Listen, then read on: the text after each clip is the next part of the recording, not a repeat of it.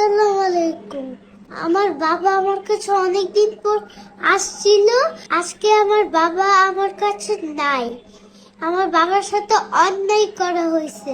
যারা আমার বাবার সাথে অন্যায় করছে তাদের সাথে আমি কথা বলবো না। আমি আমার বাবাকে অনেক ভালোবাসি। আমি আমার বাবাকে চাই।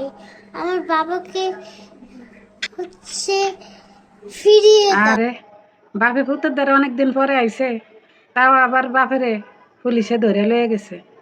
বাপের লগে অন্যায় করা হয়েছে, তবে এর মাঝে কাম করছে, জীবন দেওয়া আসলে উচিত হয় না। অন কথা হইল মনু, এই তোমার বাপে যেই অপরাধ করছে এটার শাস্তি তো একটু পাইতেই হইব।